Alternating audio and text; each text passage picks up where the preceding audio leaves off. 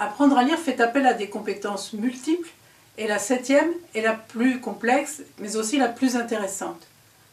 Comprendre la phrase, c'est-à-dire former l'image mentale qui correspond à la phrase écrite. Lorsqu'il a acquis les 3 premières compétences, l'élève sait déchiffrer, mais ça ne veut pas dire qu'il comprend ce qu'il lit. Une fois qu'on a déchiffré les syllabes, déchiffré les mots, qu'on a mémorisé tous les mots de la phrase, il faut encore comprendre la phrase, donc former l'image mentale qui correspond au texte. C'est pour ça que lorsqu'on montre l'image à l'enfant sans le texte et qu'on lui demande « qu'est-ce que tu écrirais sous cette image ?», on lui demande de fabriquer cette image mentale en verbalisant ce qu'il voit sur l'image.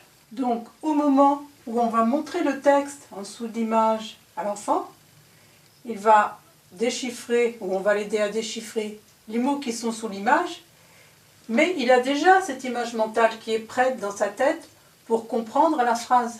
Donc il passe directement à l'étape 7, puisqu'il a déjà formé cette image mentale dans sa tête. C'est le principe de la méthode du sens anticipé, qui permet à l'enfant, dès qu'il sait un petit peu déchiffrer, de s'habituer à chercher du sens et à chercher cette image mentale.